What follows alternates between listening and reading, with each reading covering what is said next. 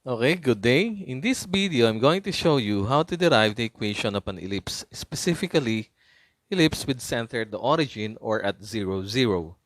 And the major axis is on the x-axis. This is the equation to be derived. X squared over a squared plus y squared over b squared equals 1. Wherein the equivalent graph of this equation is this one. Okay? A here is actually the distance of the vertex from the center of the ellipse. Okay? While b from our equation is the distance of this point to the center of our ellipse. Remember, a is the semi-major axis of the ellipse. Also, take and note, b is the semi-minor axis of A, B, and C. Okay? We have a squared is equals to b squared plus c squared. Or, in terms of b, we have b squared equals a squared minus c squared. Or, c squared is equals to a squared minus b squared. Papansin nyo, ang may pinakamahabang sukat is A, okay? Kasi siya yung major axis o semi-major axis. Okay? Pero if you're going to compare this equation to Pythagorean theorem, iba, no? Pero ang format of this equation is Pythagorean pa rin. Okay? Lumalabas A is the hypotenuse, B and C are the legs of a right triangle. Okay? Pero sa Pythagorean theorem, yung C yung pinaka-longest side of a right triangle, while B and A are the other legs of the right triangle. So I'm going to show you kung bakit naging ganito yung ating Pythagorean theorem or equation dun sa ating ellipse. Okay? Now, the basis of deriving this equation will be from the definition of ellipse, which says that an ellipse is a set of all points in a plane, the sum whose distances from two fixed points is a constant. Mapapansin nyo, nilagyan ko na ng mark yung mga important nating words dito. Okay? Ellipse. Yung ellipse daw, set of all points in a plane. Okay? Ito yung set of all points na to. Okay? Yung sum nung dalawang distances from two fixed points is a constant. Any point daw dun sa ating ellipse. If we're going to measure the two distances from the two fixed points called foci, it is always equal to a constant value. Okay? Ano yung constant value? Yung constant value natin is 2a. Mamaya ipapakita ko rin kung bakit naging 2a yan. Okay? So based from that definition, we can come up with an equation. No? We can come up with an equation. That equation will be the basis now of deriving this equation. Okay? So gawin na natin yung equation based from the definition of ellipse. Ano daw yon? We have the first distance will be F2 or focus 2 to point P. And the other distance is from focus 1 to point P. And the sum of these two distances is equal to a constant 2a. So therefore, the equation is P F2 plus P F1 is equals to constant value, which is 2a. Okay. So ito yung ating equation na form based from the definition of the ellipse. Okay? Now, puprove ko muna sa inyo kung bakit naging 2a yon at kung bakit yung ating Pythagorean theorem with respect to the variables a, b, and c is this one. A squared equals to b squared plus c squared. Okay? Okay, again. Why 2a and why is that a squared is equal to b squared plus c squared? The answer lies in constructing an ellipse. Suppose that we have here a thread, okay? And this thread has a length of 2a, okay? Ganito yan. So, 2a to. So, yung 2a na yan, yun yung haba ng thread natin. At yung haba ng thread na yan is from vertex to vertex of the ellipse. Okay.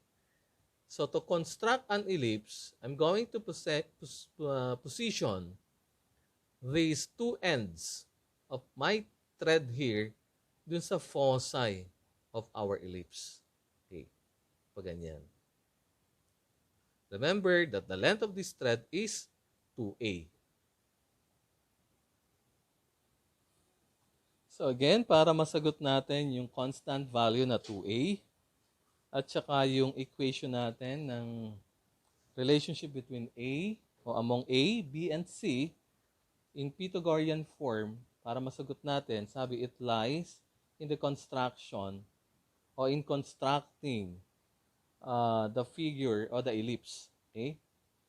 So, nilagay ko yung dalawang ends nung aking thread na ang sukat ay 2a dun sa foci. Okay? Pinin ko siya doon. So, para ma-construct yung ellipse, what I'm going to do is I'm going to use this pen. Okay? Tapos, ilagay ko doon sa taas. And then, ikot ko lang.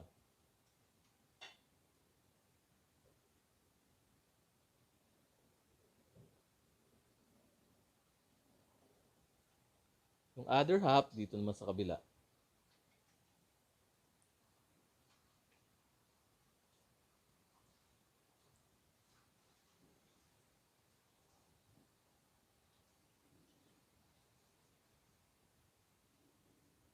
Okay.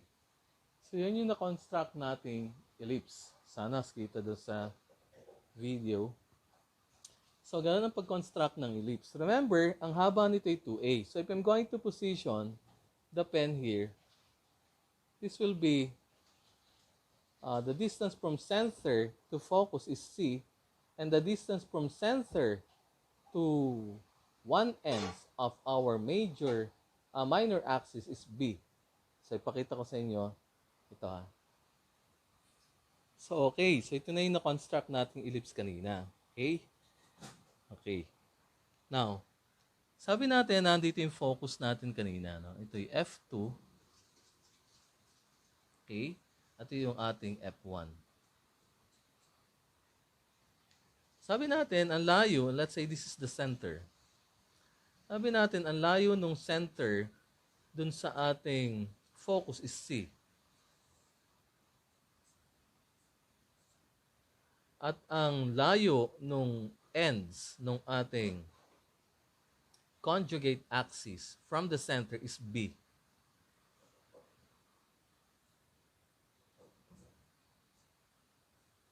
Okay. So, idiretso ko to para makita ninyo. Ito yun.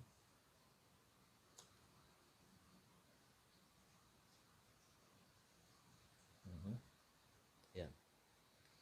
So, ibig sabihin, kung nandito yung focus natin, at kinonect ko siya doon sa one end of our conjugate axis.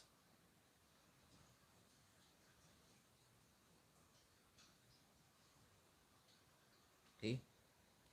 So, ibig sabihin, ang height nito is B, ang distance ng center to focus is C. What is the length of this, or what is the distance between F2 to P? Ito is rin. Ito is B rin.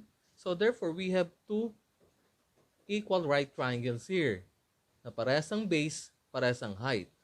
Sabi natin, ang haba ng thread ko kanina ay 2A. Okay. So, kung 2A yon, F2 to P and P to F1 equals to 2. But since we have here two congruent triangles, equals ang bases at equal ang kanilang height, sa makatwid, yung hypotenuse nito, equal din. Okay? equal din yung kanyang hypotenuse. At since ang haba nito ay 2a, therefore, this is also a, this is a, and this is also a. Okay? So, kung ganun ang ating illustration, nasagot natin tong relationship na to. Okay? Ano yon? By Pythagorean theorem, a squared equals b squared plus c squared. Okay? Again, a squared is equals to b squared plus c squared. So, this equation is true dun sa ating ellipse. Okay? So, we proceed now on deriving the equation of ellipse with center at the origin and major axis is on x-axis. So, based from the definition of ellipse, which we come up with this equation, PF2 plus PF1 equals 2a, we're going to derive this equation of ellipse. Okay.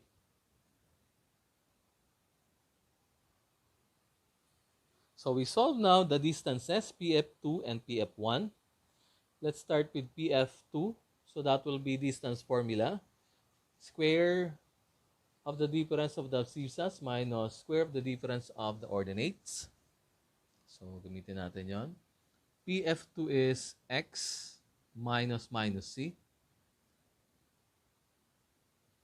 squared plus y minus 0 squared square root nito. So that is the distance between the points P and the foci 2.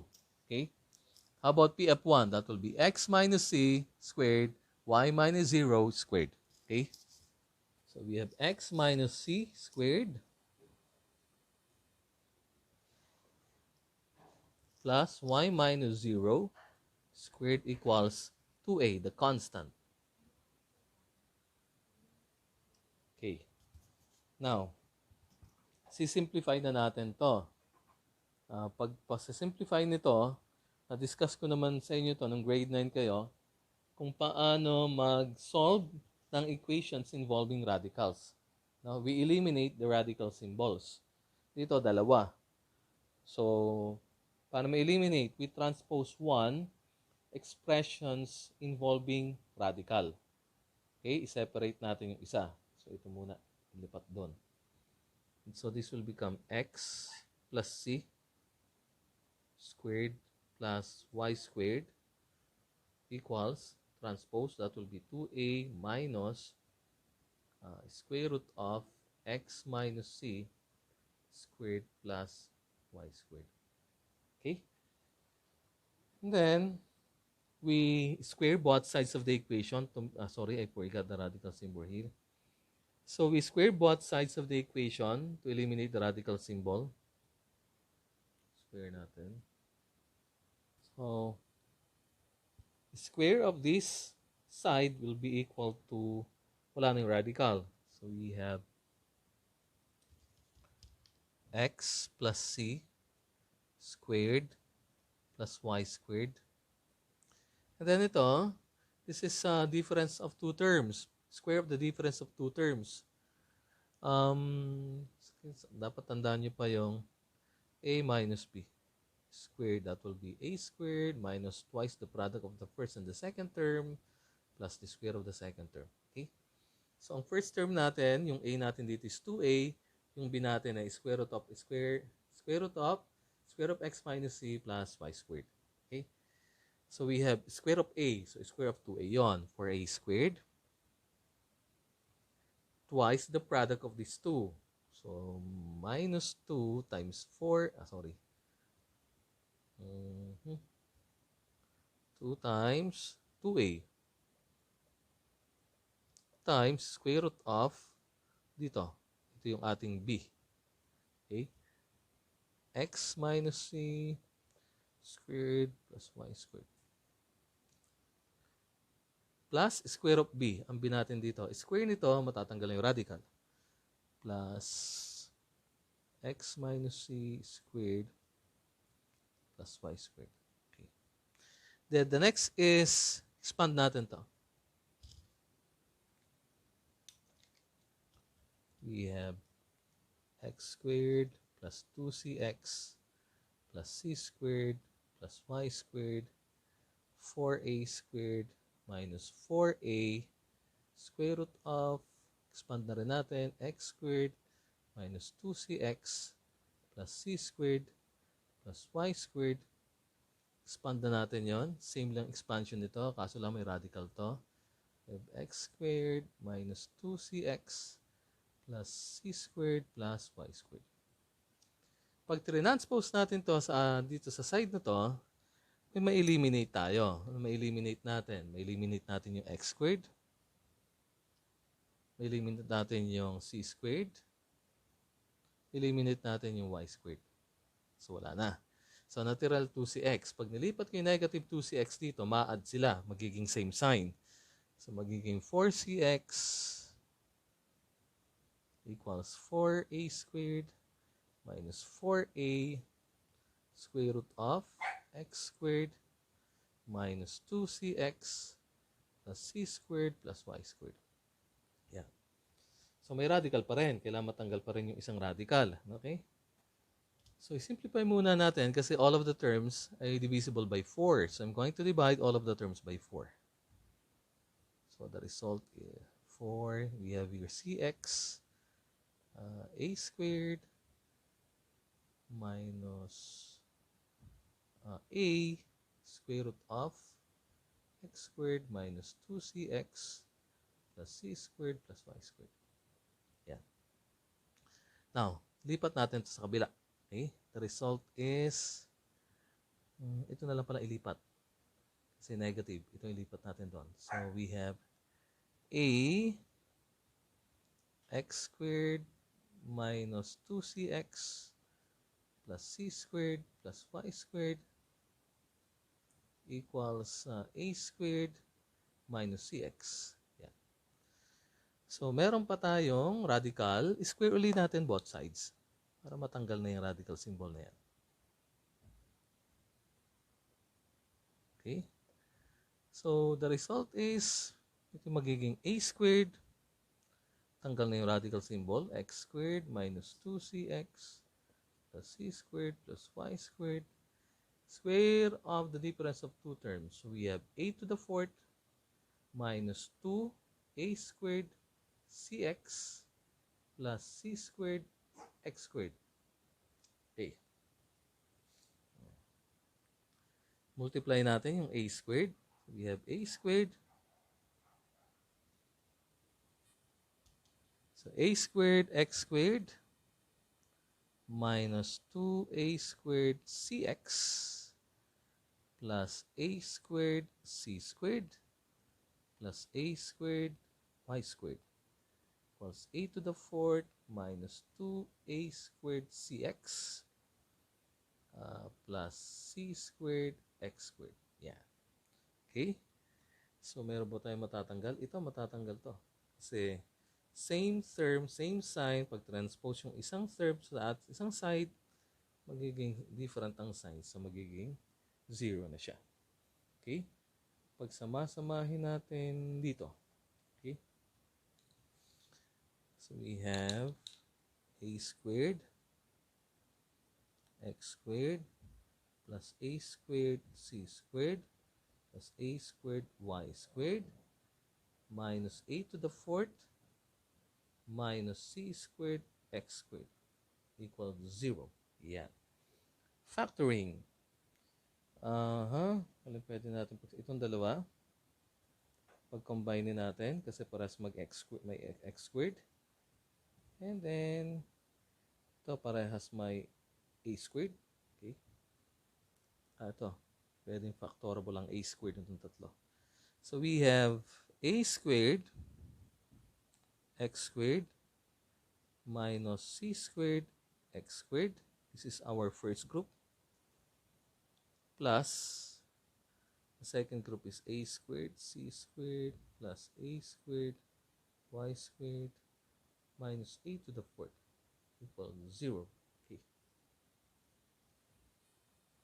So, by factoring, we can factor out x squared here and a squared dito sa tatlong terms na to. Okay, lagyan ko to ng parenthesis para group sila. So, factor natin is x squared. X squared, we have a squared minus c squared plus, factor out ko sa a squared. So, we have a squared, c squared, pagtabihin ko na itong dalawa, minus a squared, and then plus y squared.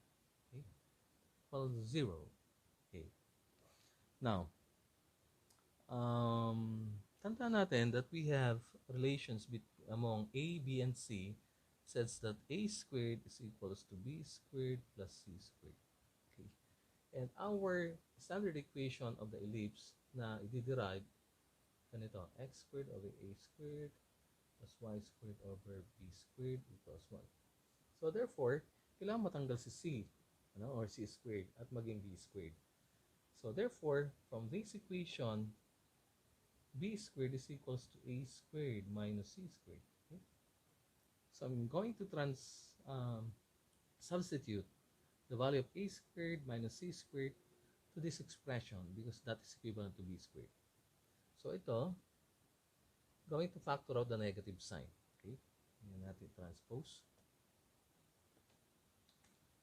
So we have x, may natin substitute. We have a squared minus c squared, factor out the negative sign, so that will be negative a squared. So this will become negative, this will become positive a squared minus c squared, and positive y squared will become negative. Okay.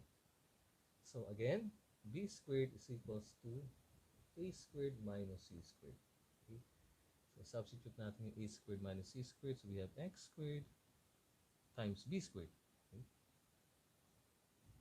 This one we have a squared minus c squared is b squared minus y squared equals 0, and we multiply. So we have b squared x squared minus a squared b squared plus a squared y squared equals 0.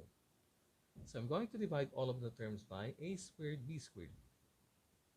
So divide natin or multiply both sides by 1 over a squared b squared. So 1 over a squared b squared times 2b squared over x squared, that will be on x squared over a squared. A squared b squared times 1 over a squared b squared is negative 1. A squared y squared times 1 over a squared b squared is y squared over b squared equals 0. And we transpose negative 1 to the other side.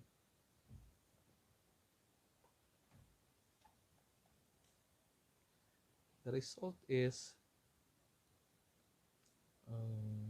x squared over a squared plus y squared over b squared equals 1. So, na-derive natin yung equation ng ellipse. Yun ay equation ng ellipse with center at the origin and major axis on x-axis. Okay? So, your task is to derive the equation of ellipse with center at the origin, but the major axis is on y-axis. That will be your first activity for the topic of ellipse. Okay? For our lesson about ellipse. Okay? Thank you.